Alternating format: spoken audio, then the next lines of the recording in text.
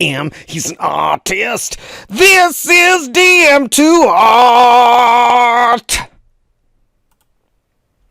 Welcome, everybody. All right. Today, I promised you a Balren, Demon Beast of the Seas. And here's one of my favorite little elements of Photoshop. In this lower left, we have screen modes. And so I can go to full screen and just showcase the art. It's fantastic. So now I'm going to zoom out. And here you're going to see, I just want to make sure that I got a Balren, Demon Beast of the Seas watching, because this is all for him. I need a confirmation, and then I'm golden. Is he plague state? We're good. Okay.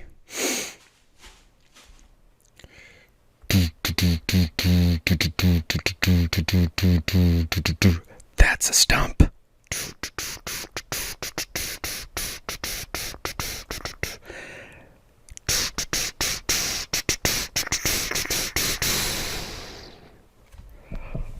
Oh. Lot of stuff. Holy stuffs. Let's check out the trident. I really had a tough time with the trident, not gonna lie, because I spent far too much time hand illustrating salt crystals. And it's one of those texture things that you get into when you're drawing, and because a texture or a pattern is sometimes fun, because it's kind of mindless, because texture and pattern, when you get into drawing them, have the same psychological soothing as a Zentangle. That's why Zentangle drawing is such a hobby, because it's mindless and calming, and yet because it fills the page, it does feel like a true artistic effort. So I went a little overboard. Personally, I think the line strokes on the salt crystals are too thick for them to seem like salt crystals, because, believe it or not, all the coloration you can see underneath the salt crystal is actual salt crystals that I photoshopped into there. And I don't think it can show it off as well, so I had to play with that quite a bit. But had fun with the shell. That is a real spiral shell. And then I did a lot of burn and dodging to alter the lighting on it. I was very happy with how that turned out. The ghost hand of Dandy McGee. I don't know why. I got into the idea of trying to make it look or seem like smoke. And the spirals, I just had fun. That felt like a whim. The idea of drawing little spiral effects near major joints like knuckles. I just had fun doing that. The metal is the exact same metal on the sword. It's just I went with a sort of copper orange palette for the trident because I didn't want to double up too much on greens. We really want the coat to shine. And now we'll come in and take a look at battle damage. Had fun with this one, Balren. I actually looked at scars. It was not fun research. And yet, though I was looking at scars, I wanted to touch on it, but have it not look too real, because we still have kind of a comic book vibe going on.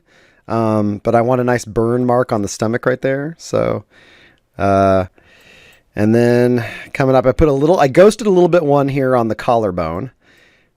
And then here's the indifference with the eyes. Oh man, your eyes. Oh, Balren, your eyes. We really oscillated back and forth. I have every part of your eyes has its own layer. The sclera, hey kids, the white part of your eye is referred to as the sclera. The sclera, iris, pupil, and shine are all on separate layers, and then the two separate tones in your eye are on separate layers, so I could micromanage every element, only because eyes are that important. I really wanted to nail that his eyes could be blue or could be green, depending upon what you think when you look at the eyes. I really wanted to nail an in-between color. And an in-between color, that's the jam. That's where you want to be, especially with something like hazel eyes. So that was a lot of fun. Balren, as long as you're happy, we're happy. And we can... Oh, I didn't catch this detail before. Here you go, Balren, if you didn't notice. Check out the hilt of that sword. Oh, grid. What is on that hilt of the sword? I don't know if you can catch it. Balren briefly had a magic item that he lost in the initial crash, but here he still has it, because why not? That right there, I will let Balren tell everybody what it is. So that right there is Balren Harros. Yes, it detects horses. That's a little horse upside down, if you didn't see. So now I'm going to exit this beautiful mode that allows us to just see it without all the overlay of Photoshop. Escape takes us home. And now I will close out Balron. Yes. And now we will see the current shot of the party. Ready?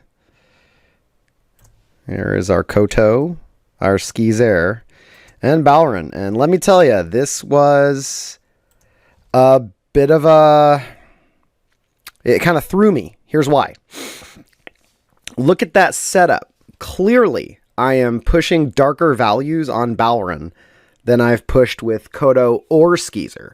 So this has caused me to go back into both Koto and Skizer so I can darken their dark range. I don't want to compromise because I feel like Skizer should be all bright colors and happy and joyous. But at the same time, I'm probably gonna alter some of the color values.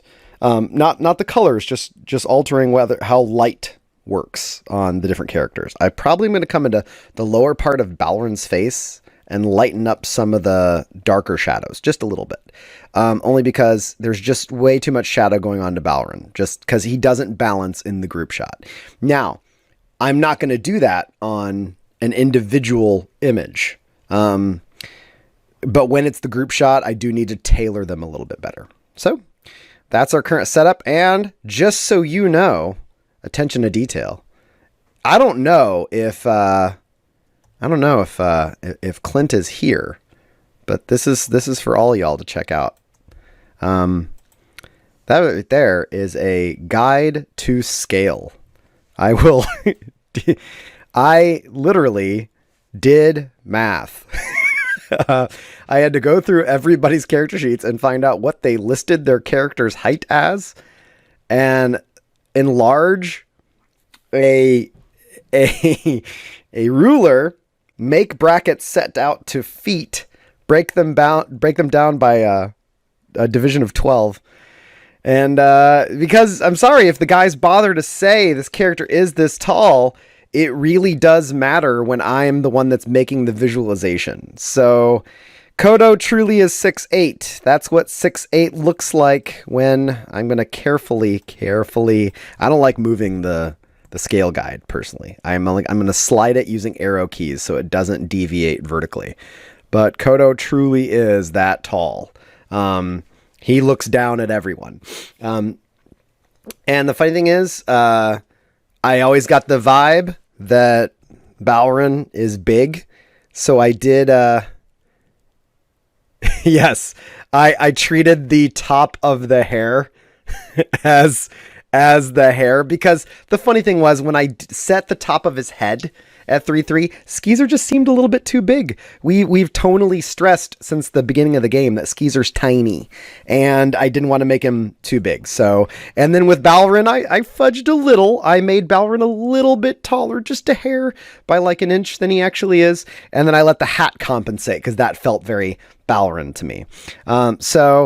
Now we're going to move on to the new gentleman, so that everybody is the party as it is, and now we begin all over again. So the whole process starts all over again with the one, the only Captain Fulcrum.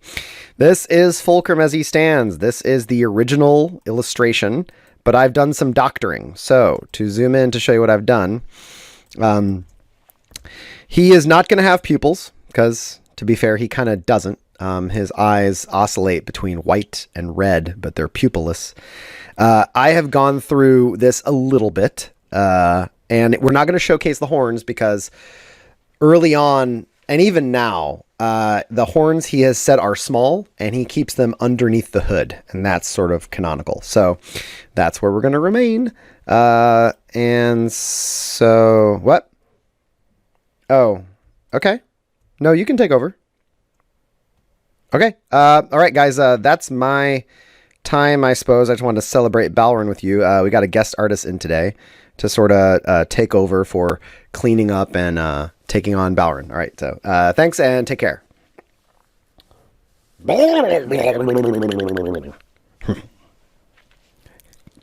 Say, I got this. I'm gonna hop on here with the Photoshop, and I got this, and it's gonna be great. See, my name's Bananas, and I have many names now.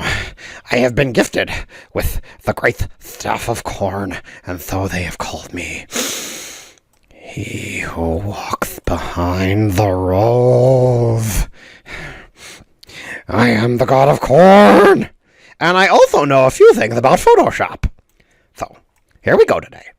We're going in here to Fulcrum, and we're going to take the illustration layer, and we're going to use a basic paintbrush that is set to have a nice 100% flow, so when we paint, everything will completely appear or disappear, depending upon what we're sampling. Much like my kernels. They grow, and they disappear, and they grow ever stronger. So, I am going to sample here, and I'm just going to paint away all these little inconsistencies. Now, these little bits of gray here are actually pencil marks that came in the original scan that came into this. Now, my many followers cannot abide these inconsistencies because the rows must grow straight. And if the rows grow straight, the corn grows tall. And as the corn grows tall, I grow taller with it! So, that's how we go. And so I'm going to... The tattoo is going to be very difficult. I'm not going to lie. The tattoo had to be cleaned thoroughly. So, as you can see here, I have perfectly laid out all the line works for the tattoo, and yet the tattoo cannot possibly look that way with simple color. Because I've expressed in the game that his tattoo, as I've described it to my followers, it is not ink from the earth that is laid out into his arms. It is actually the threads interwoven through his skin, as if his skin is cloth and has been embroidered. So, I have to make sure that I make his tattoo look as embroidered as I would make some sort of needlepoint or stitching that a grandmother would do. or a crafty, quirky person. So, here I am going to do, I've cleaned about as much. Oh, nope, I found a big one. Now, this is interesting right here. You see I got a little spirally here. That's because you can actually see the original architecture by which I laid out his anatomy. So, this would be an original kneecap that was laid out when he was simply a stick figure. And here you see an original line for when he had a leg, because it is best when drawing figures to draw from the inside out, because you begin with a skeleton that is simply a elaborate stick figure, not really a true skeleton. You're not drawing bones. You're simply drawing a big head, hips, spine, and in case of a rib cage, which looks very nice when used as a lampshade, that you lay out the ribs like a large box, and then you use the arms and legs with simple circles for joints, and hands usually begin like mittens. And once you have that, then you build the muscles on top of it. So, oh yes, I can see that everybody seems to be talking about me. So, it seems that there is some concerns about the nature of what I am, and let's not Skeether lead you astray. Skeether arrived, the chariot of the water, through the waves, brought to me from the great beyond. One would say that Tide herself brought him to my door, that he may hand deliver to me the staff of corn in its infancy. and that I should be elevated by the outsider gods themselves to stand with them amongst my rows. Yea, though I be a god, it were not for their actions I would not be. So it's pretty cool that these guys, these outsiders, show up and just give you godhood. I mean, it's not every day that that happens. And all for a simple trade of some books from my... yeah, but you don't like talking. What? Okay. My name is Hickama, and it was my books that, he took because he wanted to, and he said that, he wanted some stuff, and I gave him some books. Okay, good. Now go back to tending the rows. That's Hickama. So, yes, Fruitzilla? Well, that calls into question, doesn't it? Fruitzilla's generosity knows no bounds. I say to this, he knows not the generosity of my rows, which are many and tall. So, I need to stop cleaning or I'll just keep cleaning. And who wants to watch me clean? As you can see, I've brought in this sample of a girl wearing a cloak. This girl wearing a cloak is going to be our basis for his hood and his cloak, because we already have multiple folds in here, but I really want to construct a basis for this, and the cloak and the cape is the drops behind him. So, this one right here happens to be the same model, so we're going to flip her so both face the same way, thank you. And now that she's flipped, I'm going to do a bit of a Frankensteining from the two hoods. I'm going to combine them as needed. So, because she does not yet suit our needs, but the god of Rose can use all that he surveys. So, I'm going to... Oh, hello. I'm going to cut off your head, little miss. I hope you don't mind. I assure you that future generations will know you. I'm going to grab the quick selection, and that worked out very nicely. It grabbed a lot. I don't want her hair.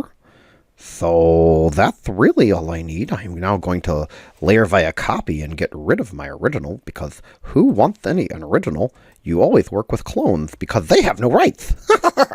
You can do whatever you want to them. This one is a little pixelated, which I was not aware of before. I don't really care for how pixely it is. It looks a little bricky and laid out, so what I might possibly do is go in and personally paint out some of the pixels. So I think I'll try and run with it anyway. So, I'm going to come in here again with the quick selection and grab the cloak hood, paint away her hair. Oh, didn't want that. I want to keep that too. Yes, yes, yes. Clones have no rights. Don't think they do, because they're copies, and copies aren't people. So, I am now going to... Let's see here.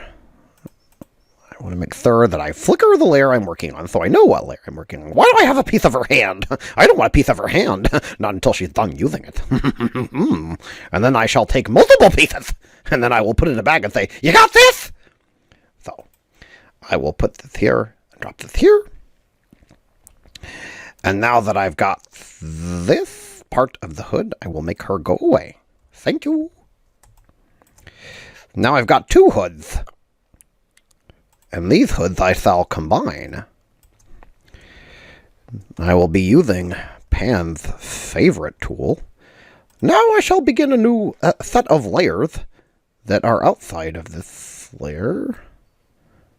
Source, go away. I don't need you. I will move these. Oh yes, it is a very cool tool. Like my faithful. Okay, so.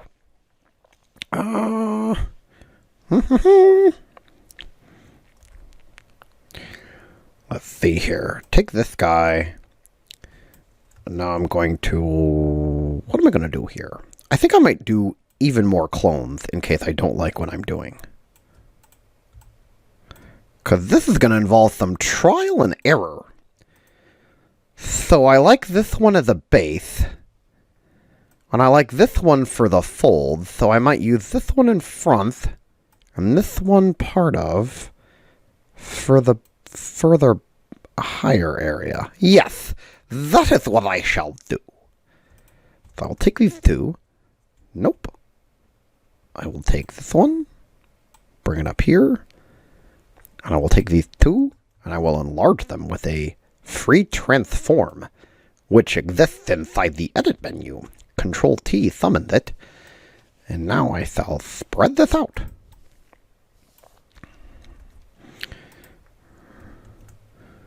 So, I am going to do a warp, which is a very popular tool around here.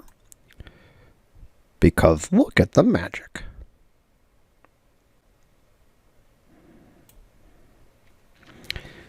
It's just uncanny what it's capable of. But we'll still get some of that pixelation.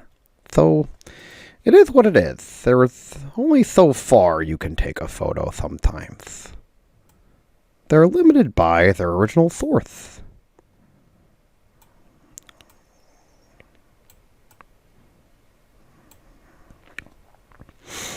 So there.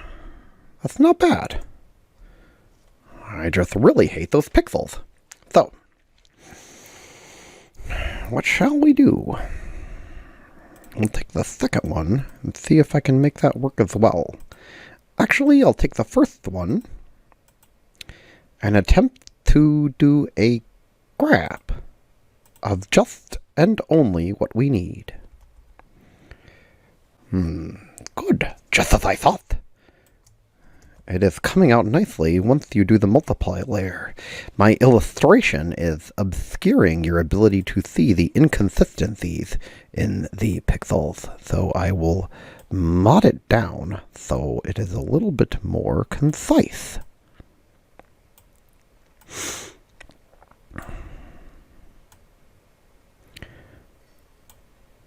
The funny thing is, you would think I would be annoyed at my own voice, but, not yet!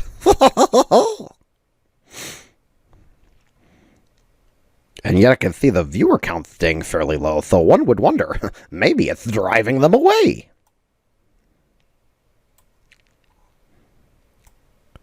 It has been said our people are very good at making full places empty.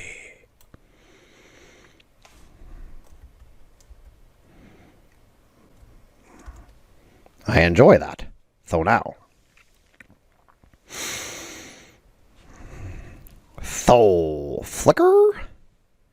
And now I am going to go through and magic wand.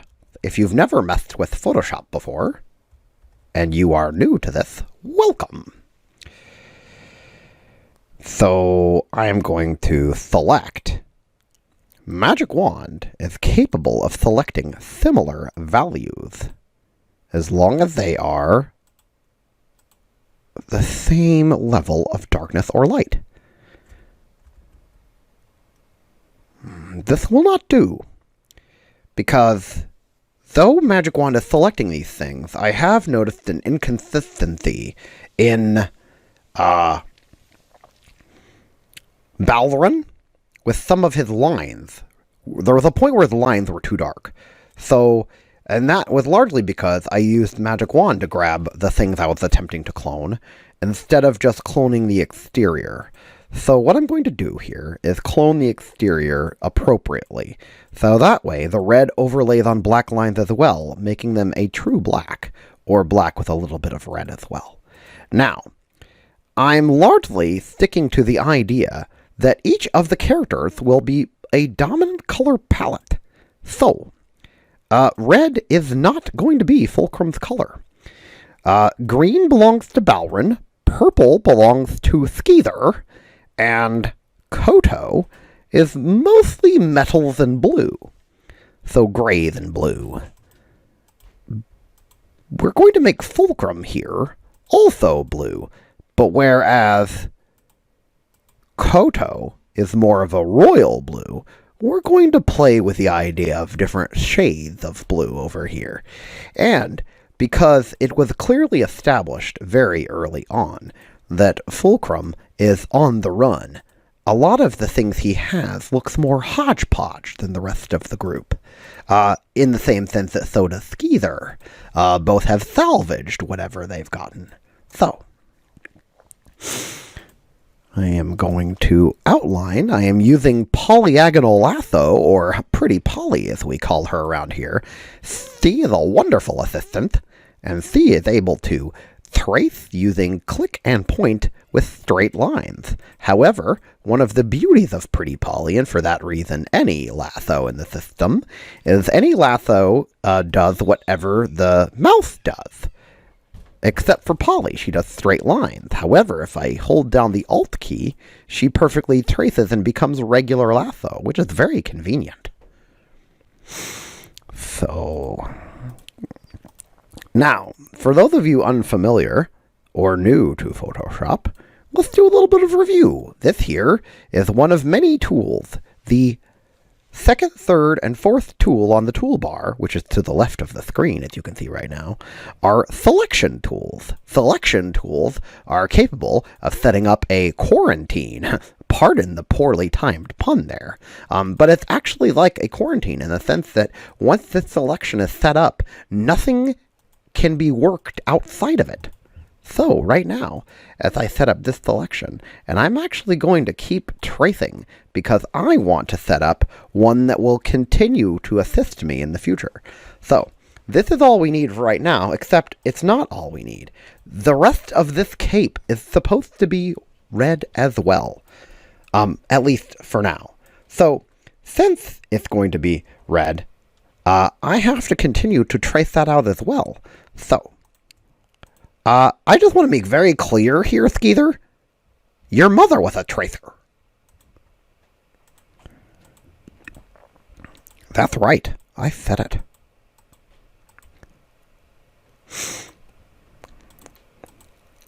You think that he who lives in the rows and grows them tall and straight does not read the chat? Oh, he reads the chat. Oh, it seems there is a decoy. But where is the true zombie?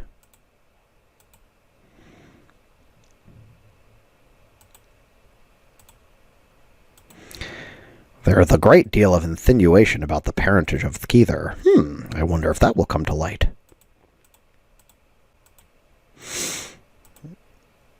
I'm doing a lot of clicky clicks here. Unfortunately, I wish to tell you that, tracing with any sort of selection tool is quick business, except it totally is not, and is incredibly tedious and time-consuming. I wish it were not the case, but there it is.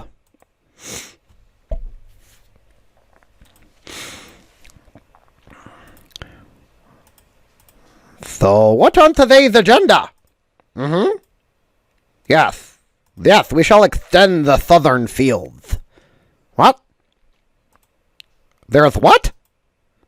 I thought they abandoned that place. They haven't? Well, pull back! Waffen are scary. Sorry, that was my subordinate. We're expanding the fields.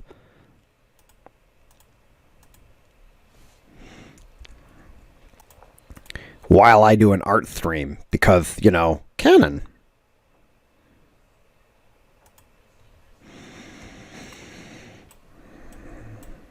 Crazy how much Wi-Fi signal you get on this island.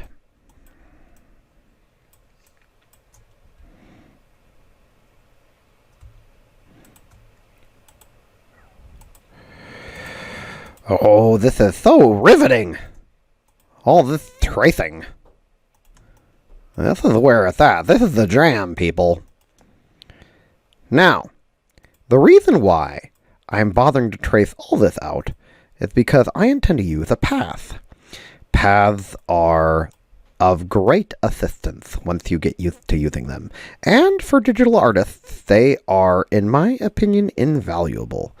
The reason being is that once a path is set up, it can be turned on and off like a light switch, allowing you to not have to trace this ever again. I simply save this tracing, and the tracing remains, allowing me to grab the new area and apply later effects to it with just another quick, trick. Yep, that one path that I did before. Yep, that one. So it's like banking a work effort, so to speak. Let's see here. Can't get lost in my design. Sometimes when you work this close, you lose track of what you're actually attempting to do and what is what, because right now I'm looking at drawings that are not currently color-coded. So this is still a cape, but here we have now hit the breastplate of Fulcrum, which is also still canon. It's actually pretty fun early on when you talk to the guys about what their character has versus what you're completely unaware of, because the visual always picks up details that simply don't necessarily come out in game. For example, who knew that Balren's eyes were hazel? Except for, Dust and Ogle.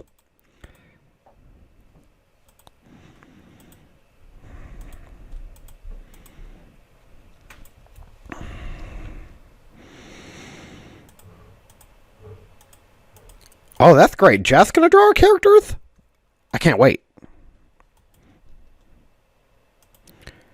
Skeezer, draw my character. It's okay. You've got 2 years. That's how long they gave me. More to speak. That's how long I took. It's okay. Bar's low. I got Decoy here nipping at my heels. He's churning out fan art faster than I can make the canonical art. That's okay. It is the way of the world for the Padawan to challenge the teacher. For that, he has my respect.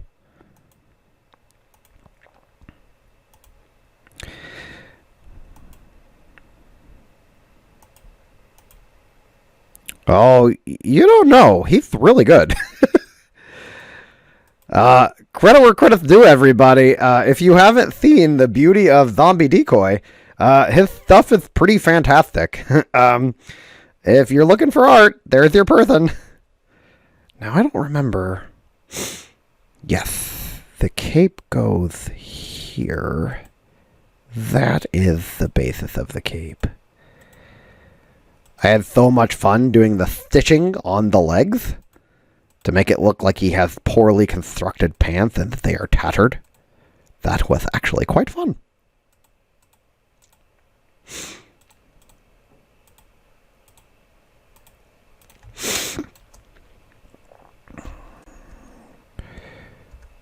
I apologize for how tedious this process is. I assure you, it is just as tedious for me to do it as it is for you to watch it.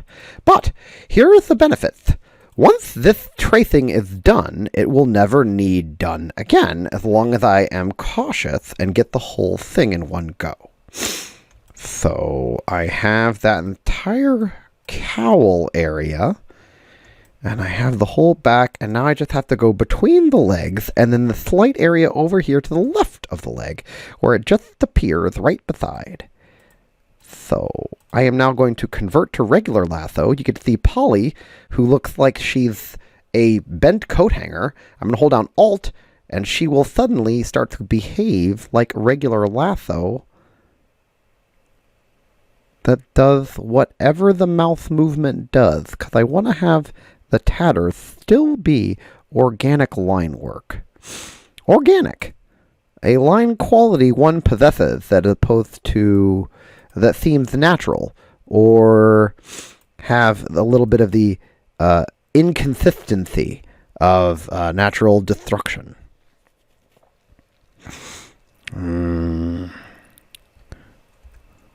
You're all being very nice over there. I appreciate the warm, fuzzy feelings, but don't be confused. Levi hath vacated this area and made way for the god of corn, that my rows grow tall and they grow straight, and I fill them with my children, that we shall take back these seas from the tyranny of Fruit Villa. Sorry, I was proselytizing there, and you always got to be ready for the sermon, because the people, they know what they want, and they definitely want a very big god of corn, and it's just like the pressure. I tell you, you find one staff of corn, and then you're like, this is amazing, but, yes, I am the god of corn, and I am infallible. So, I've got that there. Now I'm going to go over here. Sorry, one of my subordinates came in here. So, I have to maintain a certain status quo.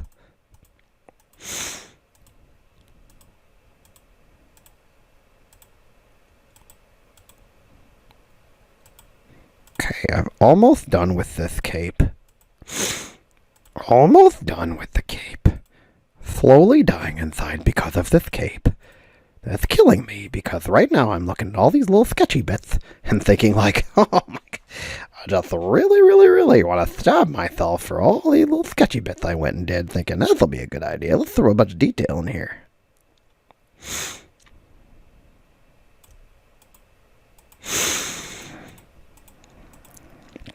Gotta stay inside the lines. The lines are our friends. The lines are our friends. We made the lines. The lines are our children. The children of the god of corn.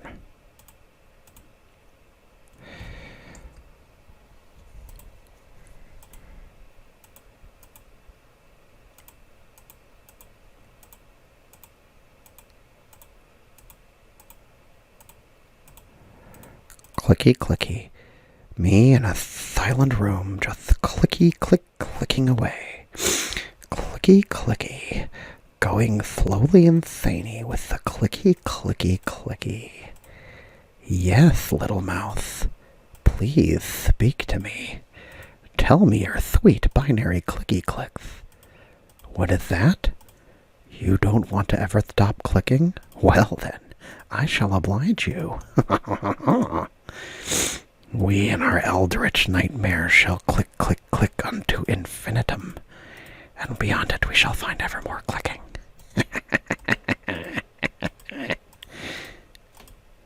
Let's see here. Almost done. This is gonna be so fulfilling when I... What? No! I'm almost done! Don't get me...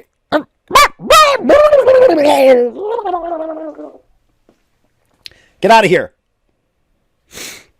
Sorry. I was told that I would get a helpful burble in here. I didn't know I was going to get an egotistical burble that thinks he is a minor deity. So apologies, everybody. Bananas doesn't always know his place, and his place is in the back of my mind. So that's where he was sent. I don't want him to take any credit for something I'm doing. So, I think that's it. Looks good. This here is actually a mistake. This white space, that is additional white space I should have cut, but I didn't catch it just yet. I'm just doing a double check to make sure it's all legit. Okay, now you guys get to watch some magic occur, finally. Thanks. So here we got paths. Paths are our friend. Now I can save this work path, which is going to be fantastic. So I am going to make work path. I want the tolerance. Tolerance is how much the line is willing to fudge, and I don't want it to be tolerant at all. I want no tolerance. I want it like, I want the line to be stubborn and to say no exactly where it goes. So I'm going to toss it 0.5 pixels. So it's going to make like a ton of stuff. Clicky. So you see work path right here. And then it looks like all these blue dots. Now it's saved forever. And now I'm going to call this one cloak. So now if I go in here and make selection, it stays up and you're like, well, of course it did. Yeah, but this is the cool part. So I got this right here. I'm now going to go in here and layer via copy. And you're like, oh, it got darker. Well, it's because it doubled on itself. So what I actually did was take that cut, and now I'm going to erase the original that I cut from So now it's cut exactly to that drawing. So now that's perfect. That's what we wanted. So now it's cut to exactly that. And the funny thing is I don't really notice the pixels as much now because there's so many black lines interfering. That doesn't mean I'm going to let it go. And again, it's still not going to be that tone either. Now I need the other side. And to be fair, I'm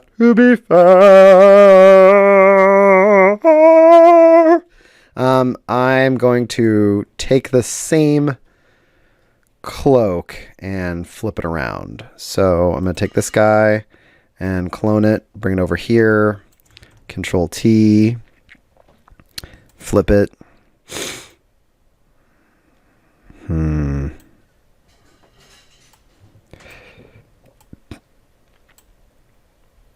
Size it up.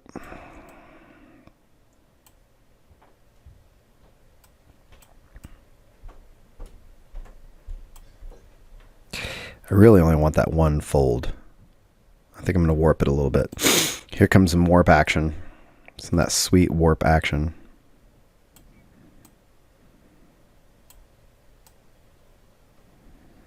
That's what I want. I want that curvature to fall like it drapes. Because I don't want too much on the inside, honestly.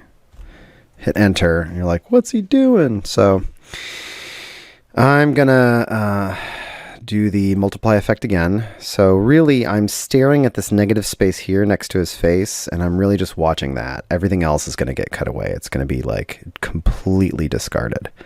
So I'm staring at that and trying to figure out what I want to do with it. I want to lead it all down into the clasp at the base of his neck. But I want the folds to look like they're draping in a way that seems natural. This is, so you're like, why use photos? Why not just paint it by hand? I see people speed paint all the time. Yeah, but I like to use real photos so I don't have to come up with textures. Because when you come up with textures on your own, you have to replicate everything by hand. It does in its own way take a lot longer, and I don't use a stylus. I'm using a mouse. That does make it considerably harder in a way because everything behaves differently. I kind of like that. Actually. So I'm going to leave that there. So since I use real textures of real photos, then I go in with effects called burn and dodge that lighten and darken. So I am cheating, but it's a pretty fun cheat because then all I got to do is worry about burning and dodging highlights and shadows. And then sometimes I'll do a layer on top of where I'll actually paint on top of, which since I'm constantly complaining that this cloak is too pixelated, I will probably have to go in and clean this by hand. But it's okay because a lot of my bulk work's been done for me. So now I'm going to do the selection. Boom. Now I don't have to trace anything. See that? It did the selection for me because I set it up and I banked it. I saved it in paths as a banked selection. So whenever I need to summon it again, it comes back exactly as I need it. Now I only need this part of his face because I want to only get this section here. What I'm doing right now with Poly is I am cutting away everything else that is not just that section. And now I'm going to flicker. Yes, you got to flicker to make sure you know what layer you're on. You realize when you're in Photoshop, you're always staring at an illusion. The illusion is looking you in the face. So you never know which layer is which because it always shows you the completed illusion. So it's easy to get lost inside your own work. Look at that. Look at that. Yeah. Oh, I feel like a genius with this stuff. To be clear, I'm not touting my genius ability. I'm touting my genius at the trick of, man, it's just using a texture that already exists. It just makes life easier and faster. And then it loses that comic book look. Because I like straddling the line between real and comic book just to punch it up a hair, just to give it a little bit more. Because if you go too real, you fall into what's called the uncanny valley, everybody. And the uncanny valley you do not want to live in unless and only if you're doing horror. If you're unfamiliar with the uncanny valley, it is the psychological place where when a thing is too close to human but not perfect, it suddenly becomes deeply unsettling.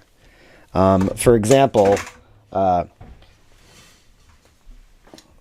of the Pokemon, for the most part, are not in the uncanny valley. They're so far from human, they're cute. We think of them like animals. So they're too far away. Then you get to things that are human-like. So Wall-E as a robot is human-like in that he reacts, but he still looks nowhere near human. So he's not in the uncanny valley. Then you get to like, what's a good one that's creepy? I would say like Mac and Me, which is that bad alien movie that Paul Rudd always does clips of on Conan. Whenever he pranks Conan showing up. Mac and Me, if you ever see them, are getting close to uncanny valley. They bother to make the aliens look like flesh toned and just human enough that it's creepy.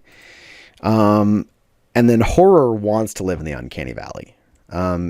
Because arguably, what's a good one? Oh, I would say that a werewolf should be scary. It should be. Coming at you, snarling fangs and all that stuff. But at the end of the day, when you look at a werewolf, you think of a wolf or you think of an angry dog. And those should be scary, but we think of them as kind of majestic in a way. Like we like dogs in our society. So they don't look scary. You should be scared, but they don't look scary. When you see a snarling werewolf or art of it, you're like, oh, that looks cool. But you don't think it looks creepy. Whereas Slender Man, the idea of a person that has only skin for a face, is in the uncanny valley. It looks close to human, but it isn't human. So then we suddenly think of it as creepy. So I want to avoid the uncanny valley. Sorry I went on a tirade there. I tend to do that. Let's get on with it. Gonna grab her cloak for the rest of his cloak. Got the sniffles because it's allergies or because he has the disease. So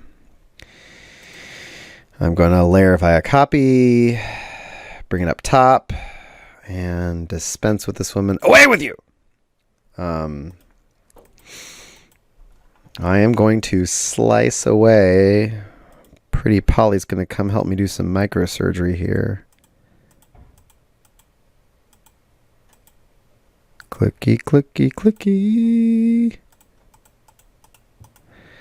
I don't know if I'll use the other one or not. I might try and sandwich the two. We'll see how it goes. That's going to look nice. I'm telling you, it's going to look nice.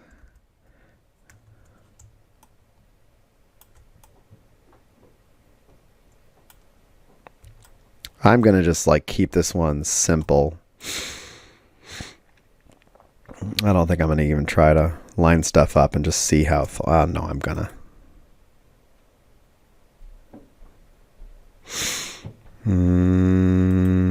I'm glad you're happy. That was the goal.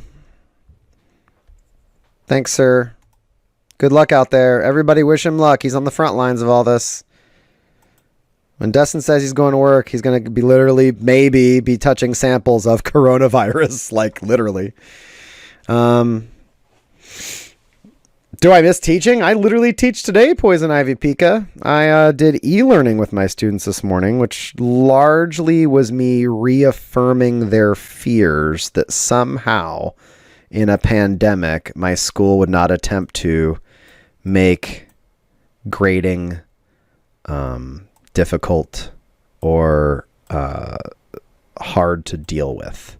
Because they're all scared that somehow this is going to, in addition to being crippled from going to school and actually getting anything done or seeing their friends, that the school will also somehow punish their ability to get things done and get a good GPA. So all I did was literally like reaffirm fears today. So now I've modded it down because that should make it the folds look pretty similar. Now we use that same path because path is the shit. It's great. Make selection. Hit. This is going to look sweet. I'm already excited. And now on our new cloak, which I flicker, I'm going to hit. You have to have a selection tool to do it. Layer by copy and then vanish. That looks pretty sweet. I'm not going to lie. That's a little weird, but this fold landing here and off of a line doesn't matter, because what I can do is I can dodge here to make it brighter up to the edge of the line, so it'll look like a new fold, because dodge will brighten values and burn will darken values that already exist. So I don't have to make up anything. I can just mod what already exists to make it what I need, because burn and dodge are your friend. Deleted. That was the little bit of crossover that we had. Oh, that's a pretty good cloak. I'm not going to lie. If everything goes that fast, that'll be like glorious. I don't know about these additional hoods that I've got going here. I'm going to delete him. Delete him. No, I'm not. That's a dumb idea. Never delete. So these two I'm going to put back in storage with Cloak Lady.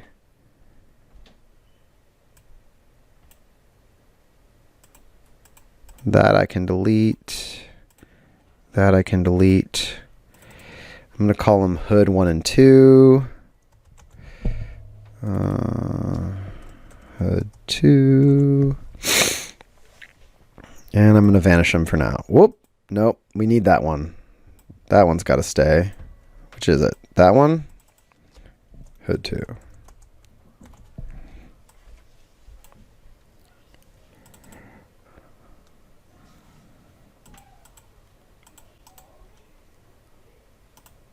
Okay. What is going on? What are you? Need you. What are you? What are you doing down here? Get up here. You go to the top. Where are you? I don't need you. You go to the bottom. What are you? I don't need you. You stay in the bottom. This is organization nonsense. This is where you get lost inside your own work. You two vanish. Okay. What are you? Are you anything? Flicker. I see nothing. You go away. I hate when Photoshop tries to tell me what's what. I tell you what's what, Photoshop. You don't give any lip. That's not how this works. I own you. I don't. I'm using it from work, so, you know, it is what it is.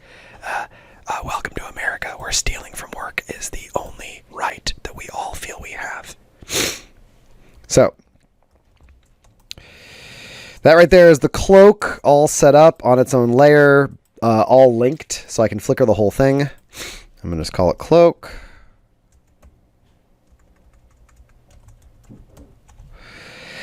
And I don't know what color we're going to go with it. I will play with that another day. I'm going to lay this out the exact same way I laid out Balren, where I just get base coats in each section. So each section is going to have all the colors I need for it. Then I'll come back. And the funny thing is, the exact same thing with Balren is going to happen all over again. I'll get done laying in all these textures, and because I pulled real world textures and getting hit with real light and real shadow, they're going to seem already three-dimensional before I even do anything. And the funny thing is, I'll know how flat it looks and how much more real it could look, but you guys won't see that until I start actually painting in additional light and shadow on top of. So, cloak is set. Yay, we got a cloak done. Woo! Now, pants. They are a bit of a bastard. So, I've been shopping already for pants. I'm not quite sure what I want to do.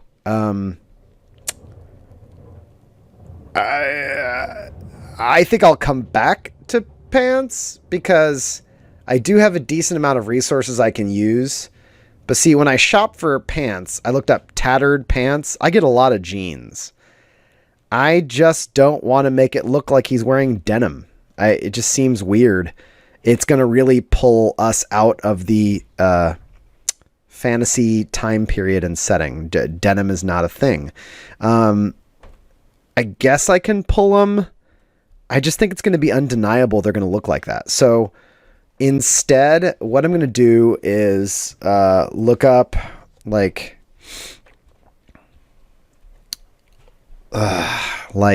tattered clothing.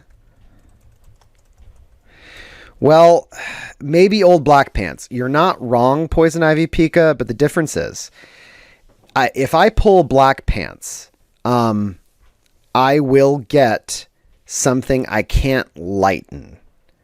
Because if you try and lighten a black in Photoshop, you'll find out what the root color of that actually is. And it could be a blue, it could be a brown. And when you start to pull the pixels up into brightness, it gets strange. So I might not deal with this now because, to be honest, I don't want to come across whatever nonsense the internet has in store. So what I'm going to do instead is maybe I'll focus on the breastplate because I can rely on something really cool for that. So yeah, we're going to focus on that instead. I'm going to see if I can pull an actual breastplate. So, medieval. Hopefully we don't get boob armor. No one likes boob armor except for bro dudes. Good stuff. Look at all this shiny shininess. Am I right? So here we bring in chrome, which is, I don't want to get it too high polish. A, I think it's just a bad look. B, I built Kodos to be like, his isn't even made out of actual armor parts. His is made out of an elevator door. Like all the metal on Kodo is an elevator door.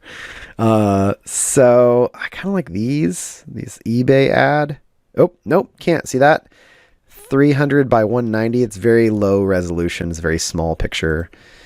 I thought I searched large. I didn't even search large. So when you're searching for images that you're going to mod, make sure no matter what, you grab big images. Big images. Because Photoshop, you can always make an image smaller. You can always reduce the size of an image. But when you stretch a small image big, it pixelates. You lose its resolution. Oh, this dude. Can I work with that dude? No, I can't work with that dude. He is not angled as sharp as Fulcrum is. Fulcrum's in a... How about this dude? Nope, I don't like it. I don't like it. Nope. We might be going elevator door, kids. If I can't find something that's kind of... Nope, that's 1, 2, 3 RFs, and I'm not going to steal on a stream. You can't prove anything. So, I instead am gonna... I think we're gonna elevator door it. At least then they'll look consistently clean. Because I guess I could use this guy. Oh, there's a copyright there. Thank you, medievalgears.com. Or whatever this says. Yep. I'm not going to use your stuff, but you make good stuff. Look at you guys. Shout out. Okay, I'm going to instead go shopping in a safe haven. What's my safe haven, kids? I love this place. I love this place. Textures.com. Free account. You jump in. Levi, why do you love it? I love it because your free account gives you a set amount of credits that cycle every day. And so what you're limited by is how much you can download in a day. Well, if you're just a hobbyist with Photoshop, you don't need a ton of stuff per day. And all this is incredibly high res and good quality pictures of stuff. So this is metal. And look, it's even been broken down by aircraft panels versus beams versus bronze and copper. It's fantastic. It's so good. So I want bare metal. And now you're going to see how much stuff they have. We will come across Kodos pretty soon, actually. Shopping for metal, shopping for metal. I'm gonna get me some metal. Welcome to your life. When you start to look at too much, that's Kodo. This is Kodo. This guy right here. It's an elevator door. Woo! So you start to stare at it all starts to look the same. And your eyes start to melt and you start to think nothing means anything anymore. See this right here? Can't use this. Highly reflective, right? It must be really good, except check it out. See this red right here? That was whatever was opposite the wall. And this right here, the shadow, that's the photographer. One of my favorite things to look at in photos of anything reflective is to try and find the photographer. I don't care who you are. Look up any highly reflective surface that you're seeing a photo of. Photographers somewhere. They have to be. Light physics dictate that they are there. So I like to play find the photographer. My personal favorite is if you look at pictures of celebrities, if you zoom in, sometimes you can see the photographer reflected in their eye. It's pretty cool. Not always, but sometimes. Let's see. What do I want?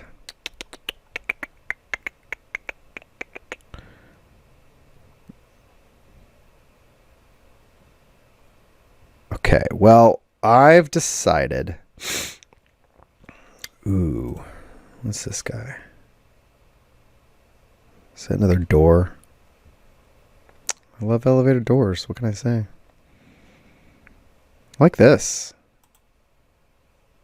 Let's go with this. Downloaded. Goodbye, bare metal. Open. Where'd you go? There he is. Yeah. Let's check him out. Look at this. It's not going to pixelate for like a long time. It looks high res and gorgeous. I got a couple rivets over here, but I can work with that. So, first things first. This is a warm gray. There are warm grays and there are cool grays in color theory. Because gray is not a color. Gray is a desaturation of a pre-existing color. So when you pull the color out of a color, it starts to turn into a gray. So that means there is every type of gray. And there's warm grays and cool grays. Warm grays are grays that you've made out of warm colors. So they seem brown. They seem a little warm, like they have some life in them. Whereas cool grays that are made out of blues or greens or purples seem like they're actually cold and distant. This one I just want to balance. I just want to make this one a nice clean... Oh, one would argue there's 50 of them. You'd think there's more, but really it only comes down to 50. Well, so what I'm going to do is I'm going to level this guy out. And now you get to see something I don't normally show, actually. So I'm going to clone. No, I'm not. I'm not going to clone. I'm not going to clone because this guy is disposable. So I'm just going to mod him and then drag and drop him into Fulcrum. So this is how you adjust lighting, or one of the ways to adjust lighting. So I'm going to punch up the histogram with a levels command. Levels! Oh, beautiful. This is going to look great. So this here is a histogram. A histogram shows you the amount of light and shadow in the entire image. I'm going to go channel by channel. So Photoshop is colorblind. It can only see black and white, but it understands it is measuring levels of red, green, and blue, but it only sees black and white. I know it's very confusing. So it senses them and adds them in certain amounts. So if you see red, boom. That means this middle gray is the most physical space. So this spike in the mountain is probably this gray that we see the most of. This tiny bright area is probably this guy right here. So what I'm going to do, and this might get a little Looney Tunes, but I'm going to shorten the mountain. So we get a little bit wider range of light and shadow. I'm going to do it for each color in the channel. And then I'll get a more balanced black and white approach. I'm actually trying to target middle of the road on each one, because I want to look more like a gray that's been a little bit beat up. So here, okay. Now I'm going to flicker that effect. So see how brown it looked before? Like that's what it was before. That's when we were looking at it and going, oh, it looks so nice. But it didn't. It looked like dog shit. So that's the magic of Photoshop right there.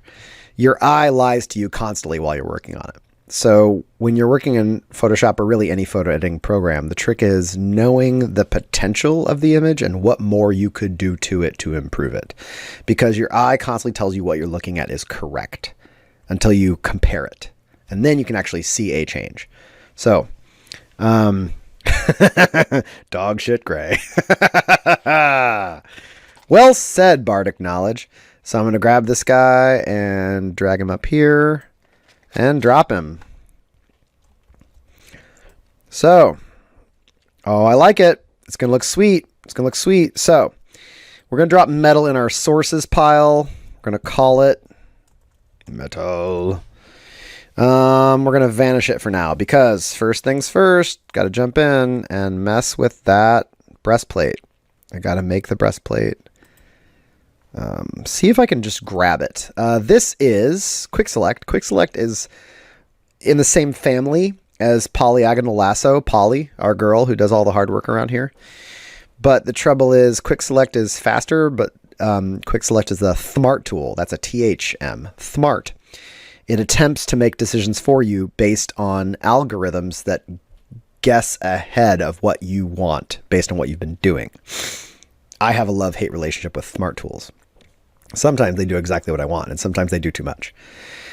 Quick Select, the longer you paint him, the more he guesses at what you want. So you have to be very cautious. See, he's getting sloppy.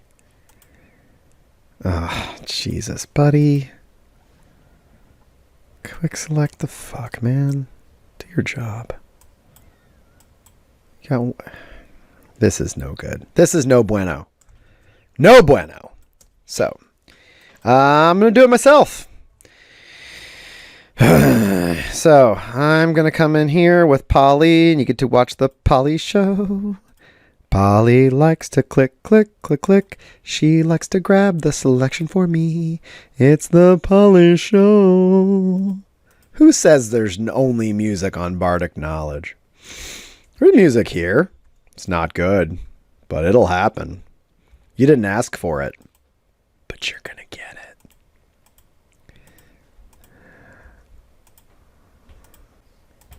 I do my hair, toss, check my nails. Baby, how you feeling? Feeling good as hell. That one goes out to my homies. That one goes out to the 5. Because sometimes y'all just gotta do your hair toss and check your nails. So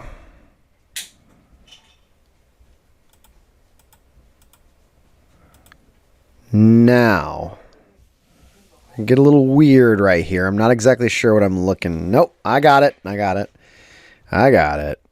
I've converted to regular lasso so I can just draw it by hand, which means I gotta concentrate. Damn it! I just made a mistake. Okay, I got this.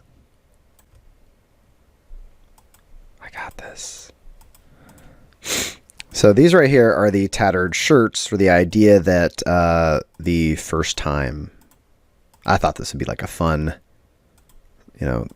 theoretically canonical thing based on his backstory, that the first time the sword was summoned by Fulcrum, the tattoo erupted from inside the sleeve and ripped the sleeve off. So this is the tattered remains of the sleeve from when the tattoo both appeared on his skin and erupted free as a sword the very first time. Thought that'd be pretty sweet. So, very dramatic. Oh, that's my... I don't know if you guys can hear that, but that is my 4-year-old daughter screaming like a banshee because her... Let me listen to that flavor of scream. Hold on. There's multiple. Parents out there, you know what I'm saying. Okay. That is the scream of frustration at her inability to stop her 14-year-old brother from pissing her off.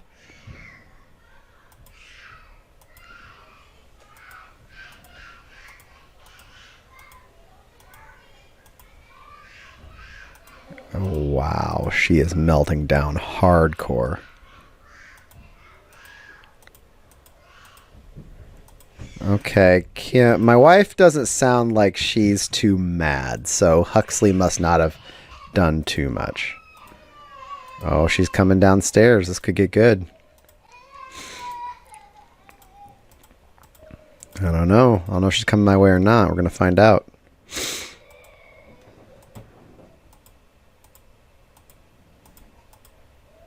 Doing the clicky.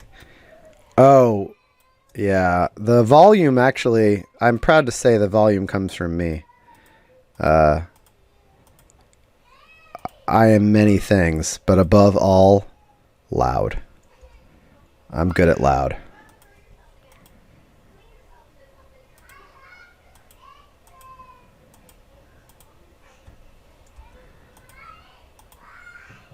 I just really want to know what's going on up there.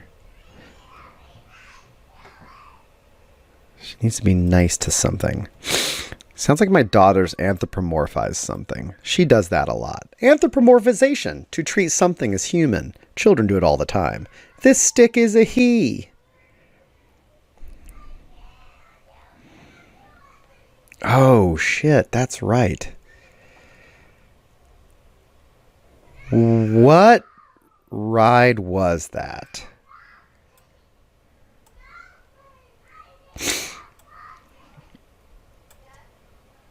I remember saying it. I just don't remember where and in what context. And when would I have been with you at a place with a ride? Was that for a band trip? Oh, I know. That's probably Universal, right?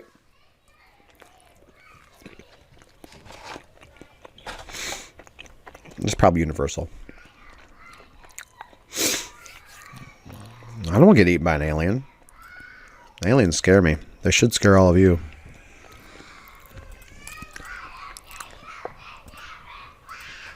Wow. She is mega pissed.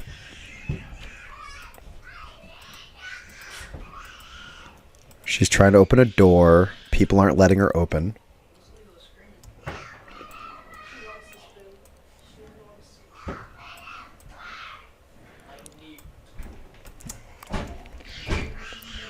She is bashing on the door. Wowzers. All right. The breastplate's entirely lined out. Let me double check. Okay, so where did I make my mistake? That's my mistake. I'm going to add that to the breastplate. Nice. And that. Nope, not that. Curvature's all wrong for right there. That's actually a t-shirt. No.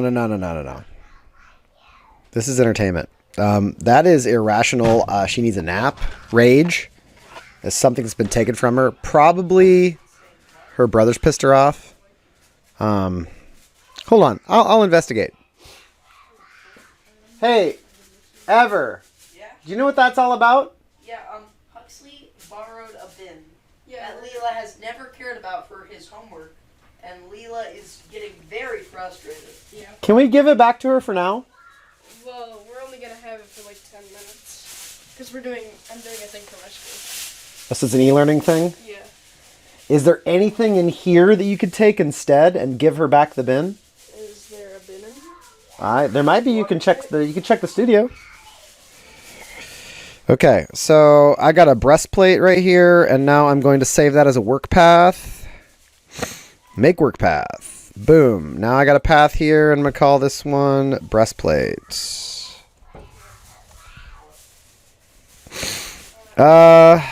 Really, I should... That's going to make me mad. Yep, I got to do something about it. Got to do something about it, everybody. I'm gonna treat this as part of... Okay, hold on. I'm gonna make a selection here. I'm gonna add to this nonsense. There's my selection.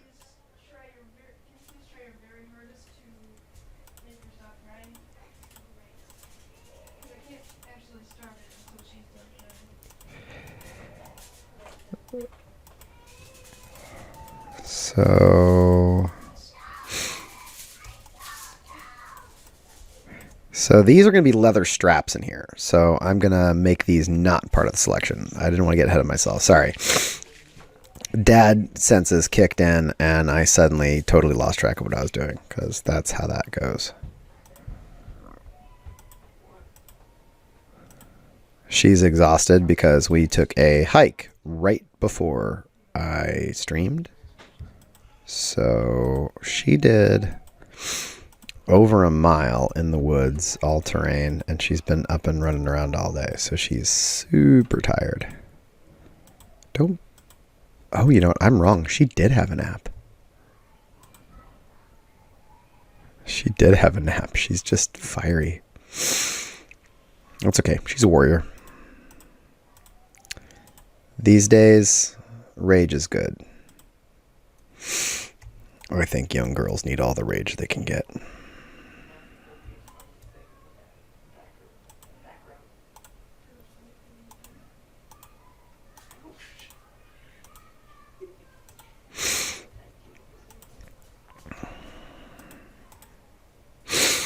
I am making the leather component of the breast part not part of the selection. So that way, when I turn on the path again, it won't select these elements.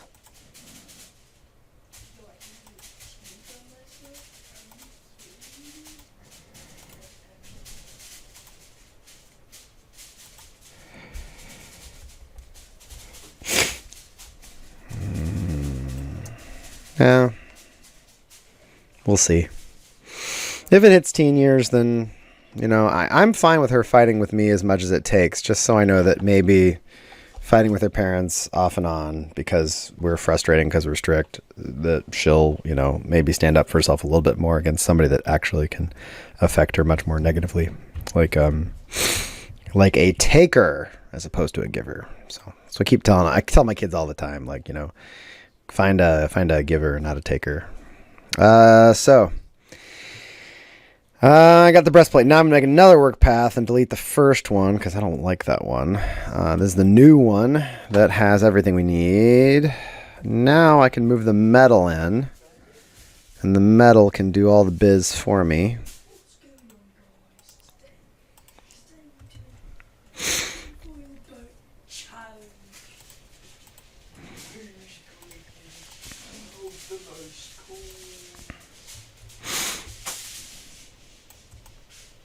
So I'm going to line this up. I'm going to set... Actually, I need to clone this so I'm not a dum-dum. Don't want to be a dum-dum. Gotta make a clone. Gotta put the clone up here. Shut off the source. Turn on... Nope. Don't want to turn that on yet. Don't want to turn on yet. I don't. Don't be dumb. Don't be dumb. So now what I want to do is I want to size this down because I feel like we got to flip this sucker. Let's flip it. Yep. Why? I've pretty much stuck with the convention, the rule, so to speak, that all of the guys are getting hit from the left with whatever light is ambient. So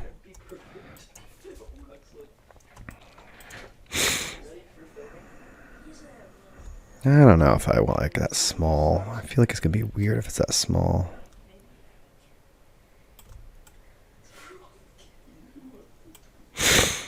Yeah, we're going to do this. So I'm going to set there. And now I'm going to bring in a warp only because I want to condense metal. So some of the grain appears to be going into foreshortening away.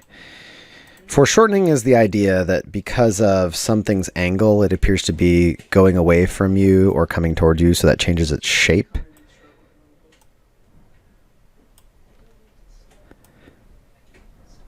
Or you can stop and cut to something else. The best is that my sons are talking and all of you can hear them, but they don't know that. So they're just like talking away.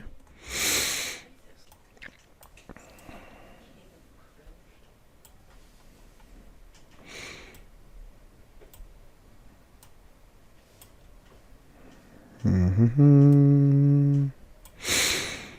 Mm-hmm. Yeah, I like that. I'm gonna... I like the arcing away. Like that, I think looks good. The way it leads away up here. Because I really want the grain of the metal to warp as if it had been hammered out in that particular direction.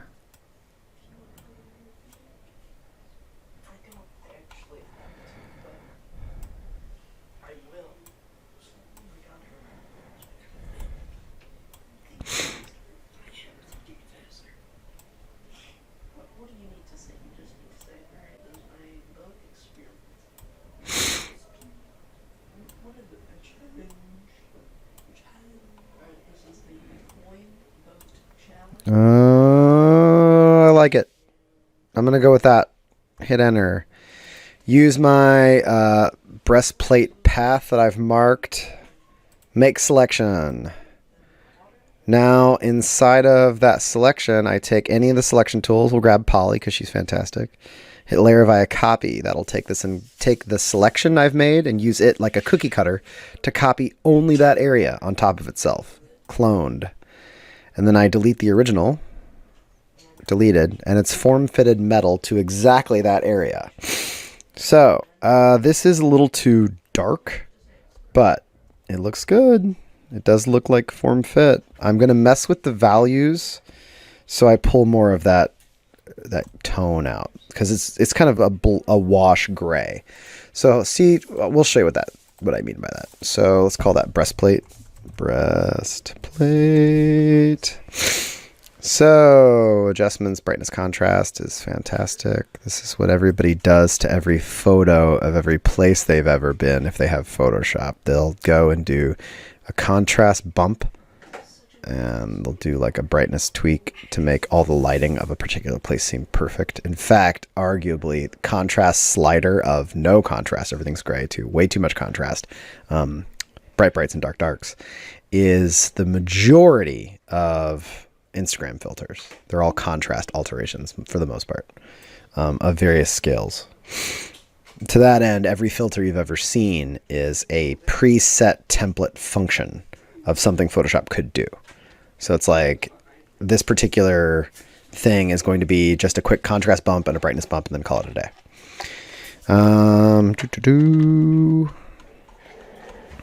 That looks good. Now what?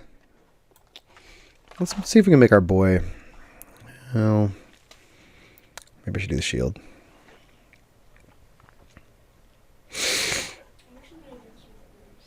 Nope, I got a better idea. This could be a bad idea. idea. We'll see how this goes. I might hate this. I might hate this whole idea and not do it at all. We are going to attempt to work on Stitch. Stitch is the sword. So, no, don't go to Twitch, you nonsense. We're already on Twitch. Don't go to Tew. What are you doing? Go there.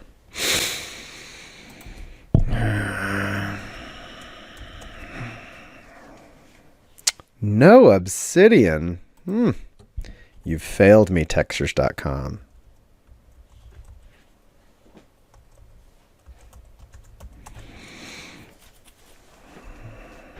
I'm going to see if I can. Oof, I don't know. I thought it'd be cool to try and make Stitch look like obsidian.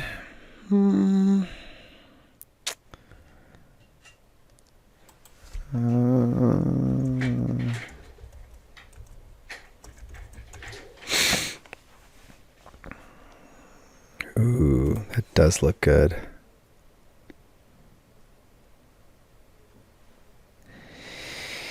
Trouble is, it looks very wavering. I don't necessarily like that for his. What do I want to do with the sword? I might paint the sword by hand or do something like that. Because I don't want the sword to look like a normal sword. It shouldn't look like steel necessarily.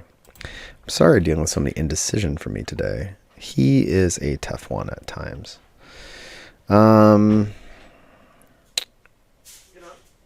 What do I want to do here? I'll start messing with... Let's mess with colors on the cloak and we'll clean the cloak. So, hue saturation. Hue saturation, Control U, allows us to change the color of any one thing. I'm going to clone the cloak before I mess with it. So I'm first going to mess with brightness contrast on the cloak. I'm going to darken it a little bit and then bump the contrast a little bit more. Just a little bit. And now I'm going to mess with the color. Hopefully this will go smoothly. Sometimes you slide the color along the hue saturation. Let's see, purple, orange. It's like magical watching it slide in front of your eyes. You can kind of just watch it all day and just get like green. Sometimes the pixels don't look nice when they change colors, just because you're forcing such a strange effect on it. Now, I know we're going to make him more of a cerulean blue in general, like a skin tones. I'm going to stray away from royal blue because Koda's kind of a royal blue. So I think we're going to go with a dark navy color for the cloak, only so he seems bright compared to the cloak. And we're going to make the cloak kind of a drab dead color. Ooh, I didn't think about a dark bluish purple. I might do a blue violet. Just a slight touch. This'll too. Just a slight touch of violet. And I'm going to pull life out. So saturation is how beautiful the color is, like how full of color it is. So when I drag way over, it gets like bonkers. When I drag it to this side, I get gray. So I told you like every color could be gray. That's because you've been desaturating it. So this is like what a dead blue looks like. It's a nice drab color because that cloak he would have used to hide who he is. Oh no. I made a mistake. You know what? No, I'll be fine. I'll be fine. Kind of like this, but I got to push it into blue because when I darkened it, it was too purple.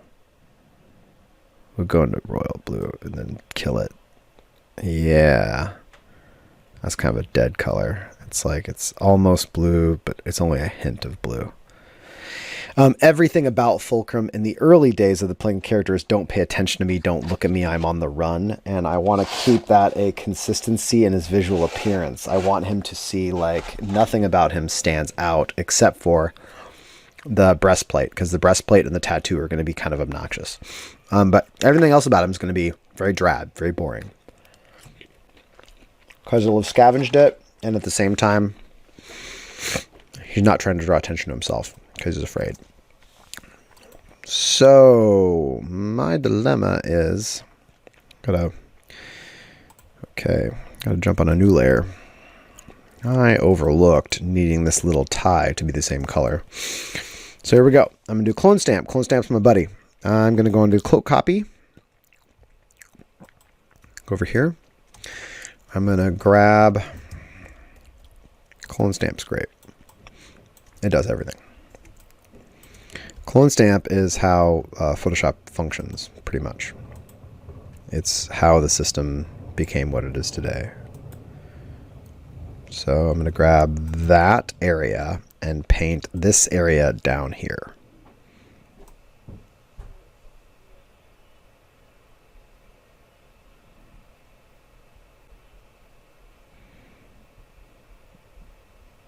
Now, I was sloppy because I'm just going to trim the rest of it out with poly.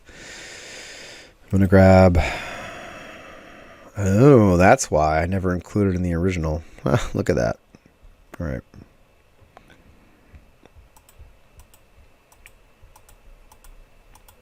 Maybe I can merge the two. I think I can.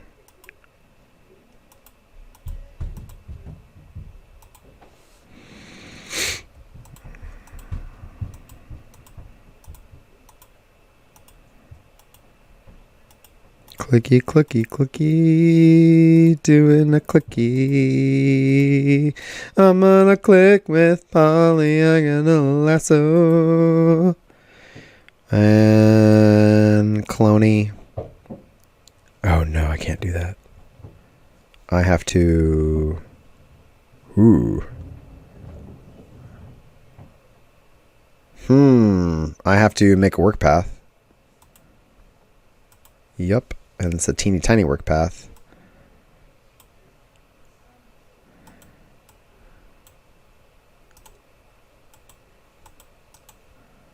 Can I merge the two? No, I can't. Maybe I can do this. I gotta think here. What am I trying to do here? I gotta think here. Math.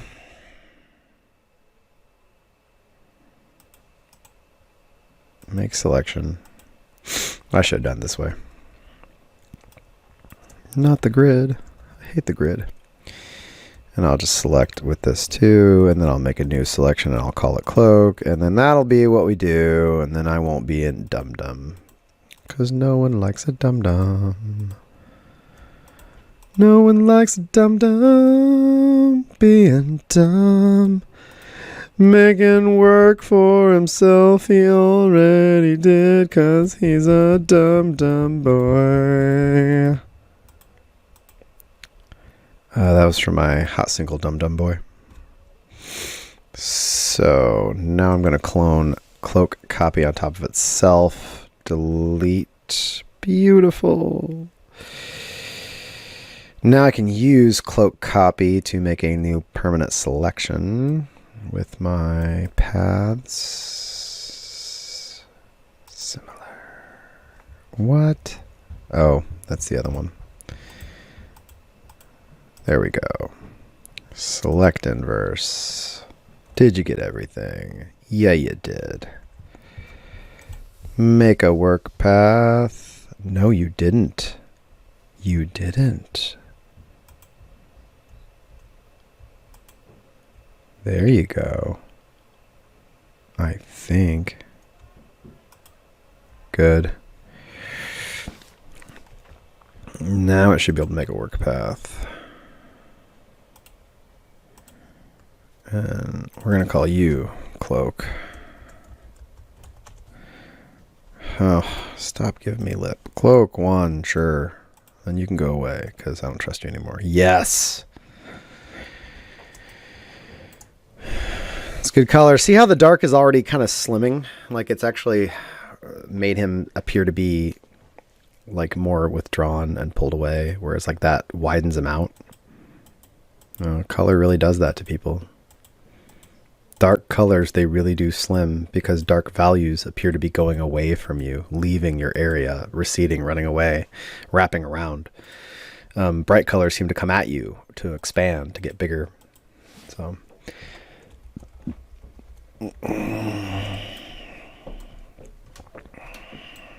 now, let's continue to grab stuff.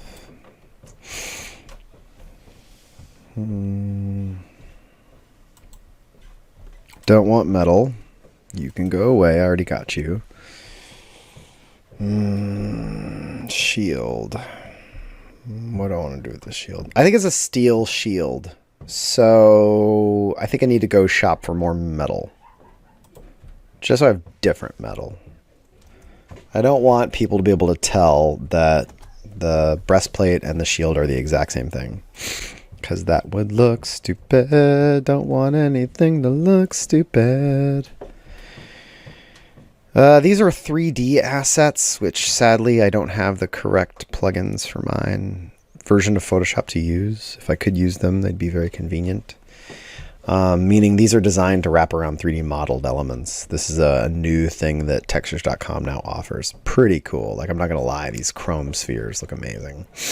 So, gotta go slum it with the regular stuff down here. Back how it used to look back in the day. Let's see. What screams shield to me? Oh, you know, corrugated aluminum. That screams shield. What screams steel pissed off shield?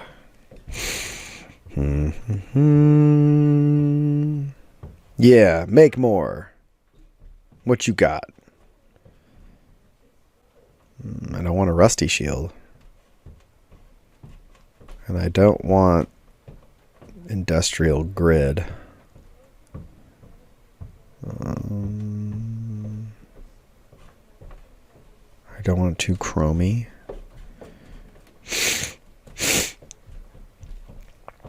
Ooh, that's kind of nice.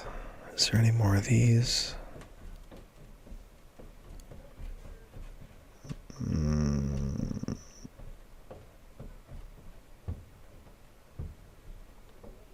don't know if I can pull that off. It's too thin. If I stretch, it's going to be weird. Yeah, I kind of want to go with a dark color again so he pops, because it's an object that stands behind him. So the key to me is from a lighting standpoint. I kind of want to wrap Fulcrum in darker tones so that he is a bright center to a dark exterior. Metaphors. So I do want to grab, regardless, we'll drive the metal dark. That's a given.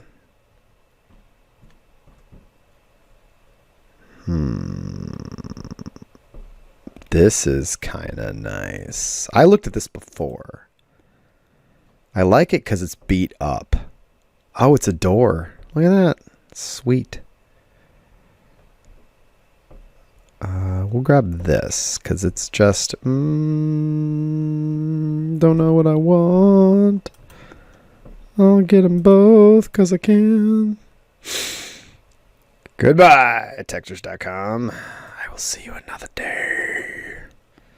So, downloads. Hello, downloads. As you can see, kids, I have been shopping at Textures.com for some time. That's Rocky Grassy. Where'd you go? There you is. And there you is. And I command you to open. Ooh. Oh, that's a good door. Now, this is too zoomed in. Those rivets that are in the door, the tiny little rivets that hold it together. They're a visual that has a set size in the mind of the viewer. That's why there's something weird if people draw like, how to explain this? When I'm drawing with my students, certain textural effects like water and fire, for example, because of physics and because of the way the material behaves, they look different at different sizes. So water, when it's small and it pours in its droplets, looks totally different than when it's a frothing explosion of water, like a wave crashing against a rock. So there's only so big you can make a raindrop before a raindrop cannot look like a raindrop anymore, or at least it's not supposed to in real life. It's supposed to look like more like a porn deluge of water. When you have fire as small as a match or what flares up on the end of a cigarette, that's meant to look like a tiny flame. But the moment a fire gets too big, it starts to grow too many like separate tongues of fire as it reaches up. So there's certain size things we accept look a certain way, and you have to be aware of them as an artist so you can replicate it accurately. My point is, if I used this metal and I stretched it out, suddenly the rivets would seem huge and something would seem wrong about the shield. No one would be able to put their finger on it, but it's because of the rivets. So I can't use this metal. I can't. I can use this guy, though. He's fantastic. So I'm going to do a big dumb box. Big dumb box. And I'm going to layer via copy. I'm going to drag it over. Oh, guys. Ooh. Different depth in the source. Lower. Wait a minute. Throwing a warning at me. Why is it throwing a warning at me? Different depth. What's that even mean? 300. Well, it's 300 pixels per inch. Kind of like abstract in some way. Yeah, well, it's just certain things like, okay, here's a good one. When children, Poison Ivy, draw rain, they draw tiny rain droplets. Well, rain doesn't actually look like droplets. It just doesn't. If you look at what rain looks like when it's falling at high speeds, it looks like streaks. It looks like line drag marks. Even though we know it must be droplets, it doesn't actually have that teardrop look. Even in real life, a raindrop doesn't look like a teardrop, that little tail. It actually looks more like a sphere that's only slightly warped, because the water's own surface tension is trying to hold it together even as it falls. So if you draw rain from really far away, rain should actually look more like a pattern or a texture of just like streaks. And that's kind of it. You shouldn't actually draw individual droplets. It'll look a little silly. It'll look like childlike. Fire. Fire looks super different depending upon your distance from it. A campfire looks totally different from a forest fire, which looks totally different from, a fire on a match. So size and distance are the art concept of proportion, and proportion is how big something is versus the distance you are away from it. And it really is everything, because proportion ties into perspective, and perspective dictates how the world looks in relation to size away from you. And when the world looks correct, we accept that the art that replicates it correct. But when the art doesn't look like the world, but we can't quite put our finger on what's wrong, it's usually a perspective issue. Oh, Photoshop, stop freaking out. That looks gorgeous. What are you worried about, Photoshop? You're freaking out for no reason at all. I need to convert this to multiplier. I'll never line it up to the shield. Oh, this is going to be pimp status. I am gonna... Ha ha! Look at that. I drew rivets. So now all I got to do is make sure that the size of the rivets is not bigger than and is close to the size of the little rivets. Oh, guys, it's just so... So I'm going to slightly enlarge. I'm using mostly the bottom part of the shield because I don't love the chipped paint. I don't love the chipped paint.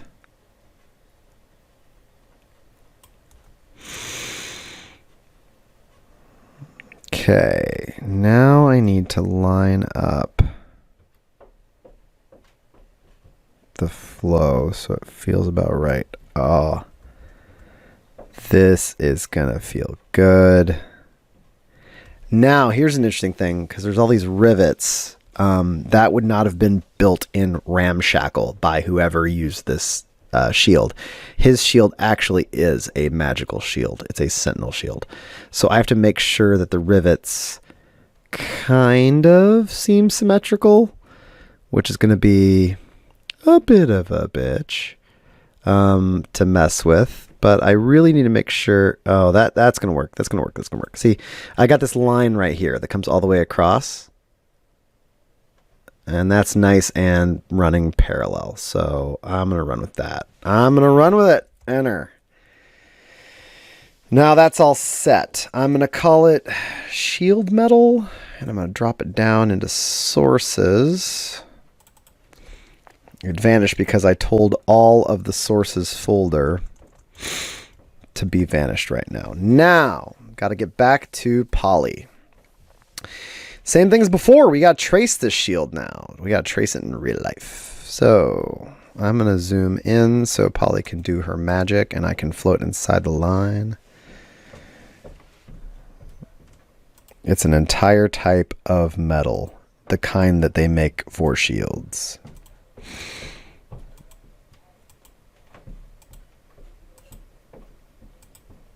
I can totally hear my wife upstairs practicing her jazzercise set right now, because I can hear her footsteps in the floor above me, because basements.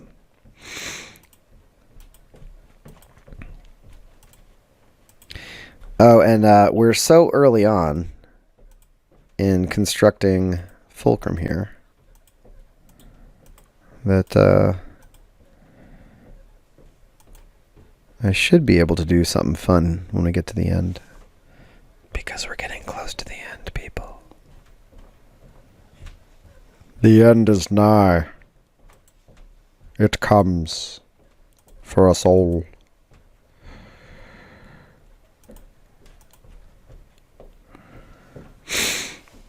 Oh. Uh-oh. Look what I found down here. Oh, I think y'all know what this here be. I think this here, that to me, well, it looking like a fist.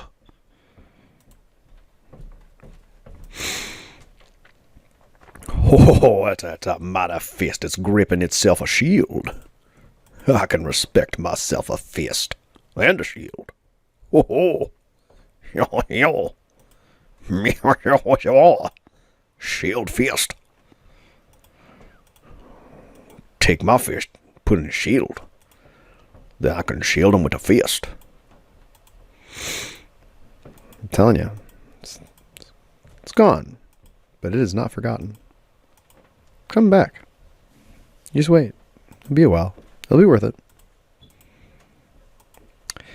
I feel like we're moving into a new era of gaming with the 5. We're moving into the era of credit where credit's due. Spicy Mike and Clashiest Clay.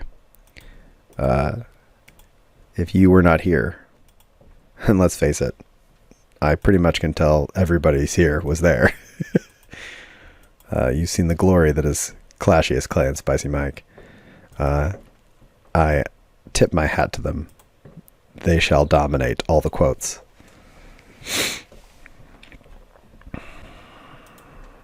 'Twas a new day, the day of Spicy Mike.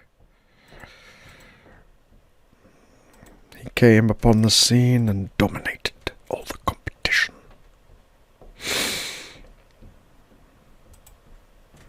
Even now, always. Sorry. I have part of a shield. It's the front part, whereas the butt part of the shield, it's over here.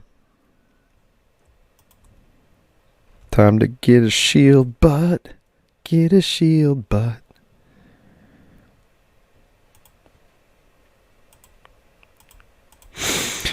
Gonna rock a shield butt. It's my shield's butt.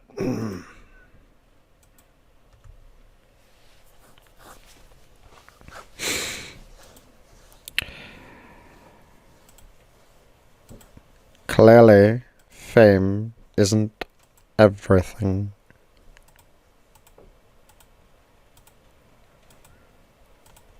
Perchance my hand would slip and drop this Veritas serum in your throat, and then you would spill all your secrets, Potter. Thank you.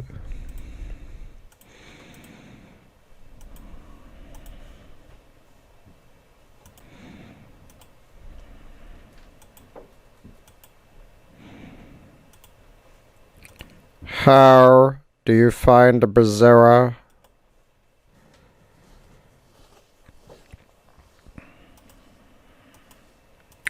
What are the many ways to identify a werewolf?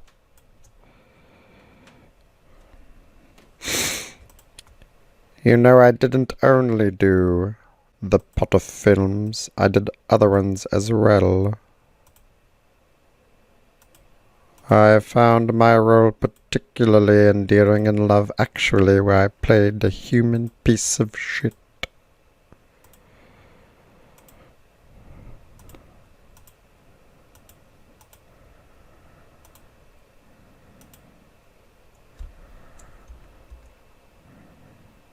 If you haven't seen Love Actually,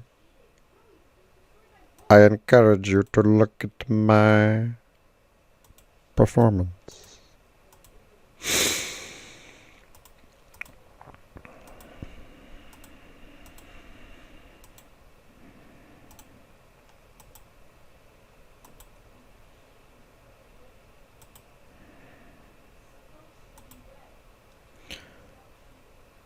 Oh, well, you want me to sing, do you? Let me find a song that will suffice. But the trouble is, part of the way this sounds is the cadence, which doesn't exactly fall correctly into the rhythm of a song.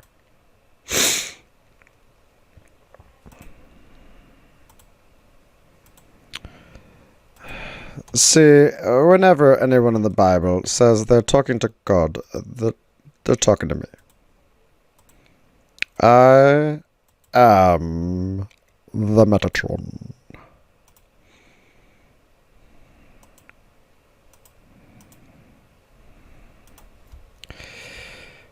Oh no, did I make a mistake? I did. Whew. Oh, that would have been bad. So I started a new selection, and I didn't add it, which means it replaced the old one. Foolish. It's a simple button click, but basically, while you have a selection up, you can add to it if you hold shift, and I didn't, because I was too busy trying to entertain you people. Mr. McLean.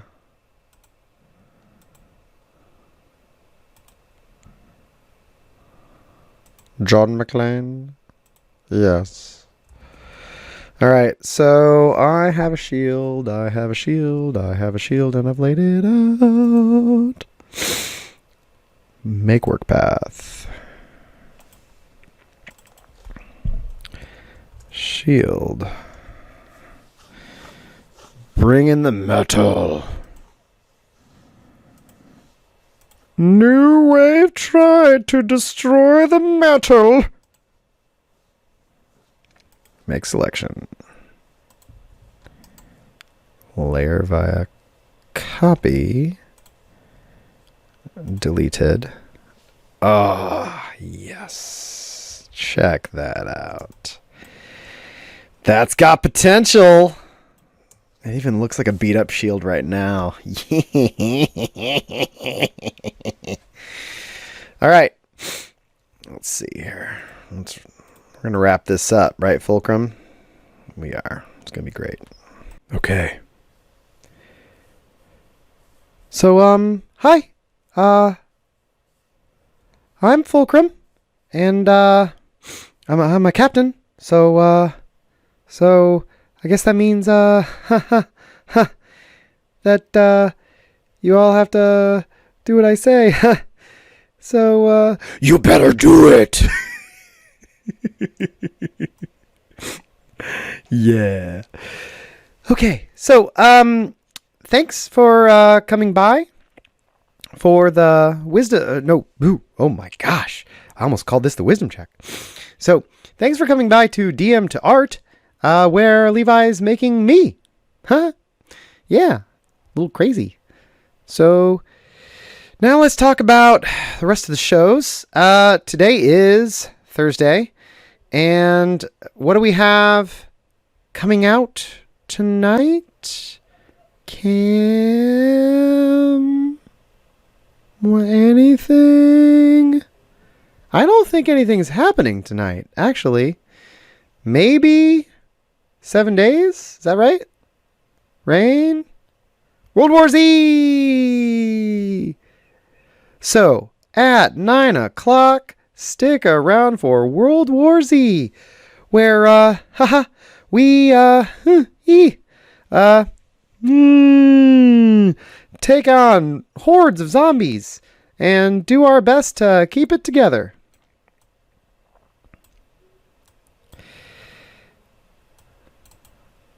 So, DM2Art will come back sometime with more Fulcrum. And then this Saturday is Everstorm, where the crew sets sail for mysterious islands which might have answers to Skeezer's past. There's a mysterious wizard there, and we might have to kill him. So, come on by at 10 Central Standard Time on Saturday for Everstorm, Season 2, Episode 4. Skeezer time. As for me, I'll be back sometime next week, I'm sure. And don't forget, Wisdom Check on Monday. Who is our guest? Two Socks, right?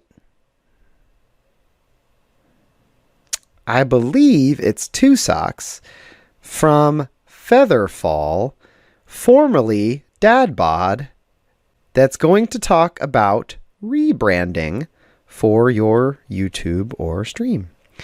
So, thanks for coming by. And while you're out there, people, stay safe. Keep your sails full, batten down your hatches, and don't destroy the dock when you set sail. Captain Fulcrum, out. Thanks for coming by. Also, as Fulcrum, on behalf of my devil patron, I just want to make very clear, DM2Art is better than bardic knowledge. It's true.